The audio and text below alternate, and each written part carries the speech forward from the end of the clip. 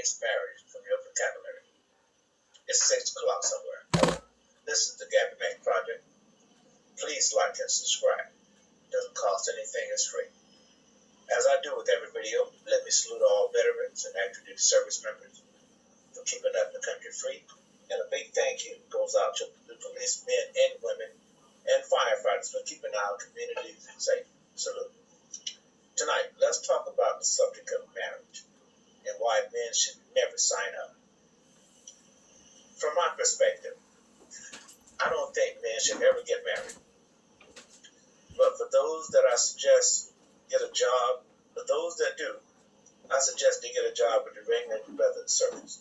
After all, as I heard one commentator say one time, isn't marriage itself like a 3-ring circus? Let me explain. First, there's the engagement ring. Second, there's the wedding ring. And third, there's the tough suffer ring that a man will endure for the rest of his life. Now, who wants to suffer for the rest of his life? Let's break down the 3-ring circus analogy. Men, listen and listen well.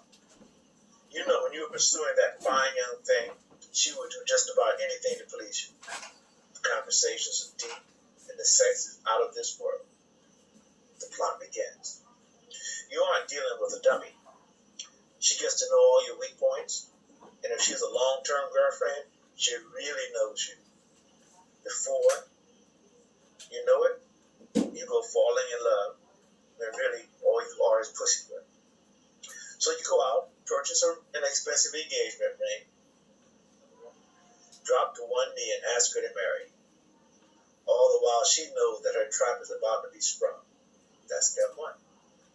You see, women are very calculating, sneaky, and deceptive. And it hurts me to say it, but they are better at it than we men are. But I digress. You see, this pretty young thing sitting across from you, well, you have to really take a good close look at her. In her mind, she knows that her days of hotness are approaching its expiration date, especially if she had what I call adventurous 20s and early 30s. Her sexual marketplace value is going down. It's like gravity, with age a woman loses value. You, my friend, are her out. She doesn't want to go through the rest of her life alone, unprotected. Marriage is this perfect safeguard, and there you stand, clueless. And you see, black women have it even worse, because only 1 out of 4 of them would ever get married. But back on subject. Step 2. Now comes planning for the wedding and all that entails. Getting fitted for the tuxedos, spending money on a dance hall or whatever venue she wants to reception to be held at, so she can show her family and friends that she hit the jackpot. Now the big day has arrived. There you stand, all sweaty hands, waiting for the woman you have chosen to be your lifelong partner. Now here she comes down the aisle, all smiles and looking like $1 million. But the smile doesn't really reveal her innermost thoughts. I got it. So there you go, and put that damn wedding ring on her finger and ride off into the sunset on your honeymoon. You have just become her bitch, but you're all blissful and all is well with the world. All right. Step 3. This is when it starts to get a little painful. You see, the fairy tale is about to have a twisted ending. This is where the 3rd ring comes into view. The eternal suffer ring. I say again, suffer ring. The 3-legged stool is complete. But you say, Gary, man, tell me more of the story. Okay, the film says, but I have to warn you, it isn't pretty.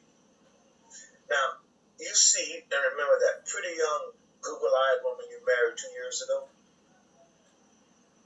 Now, she drops that nice girl persona, becomes a controlling, nagging, and unpleasant person she truly is. Now, some husbands will wilt under pressure and become wimps. I bet you know some of them. You know, the guy that you remember being assertive and bold before he got married. You ask yourself, what happened? Well, this about anything to keep the wife happy. These types of guys would rather suffer in silence rather than call it a day. Divorce? No way. Although they get battered and bruised emotionally, these guys know what a divorce will do. It's preordained.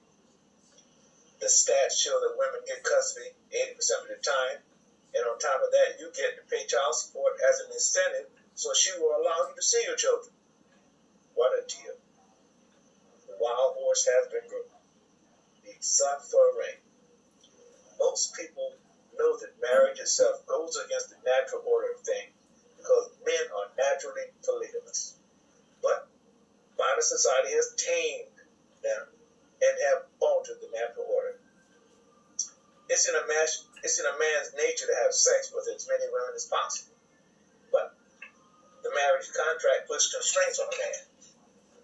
Did you know that when a man gets married, the marriage stands a 50-50 chance of lasting? And the ones that do survive last an average of 11 years. 11 years. Yeah, sign me up for that. But let's say you make it 11 years. But in the end, it falls apart, ending in divorce. And you can be pretty sure that the wife filed for divorce. Yep. The stats show that 70% of divorce applications are filed by women. And why is that? Well, you see, women have little incentive to make their marriages work. After all, men usually bring more financial resources to their marriages, and men typically earn considerably more during the course of their lives.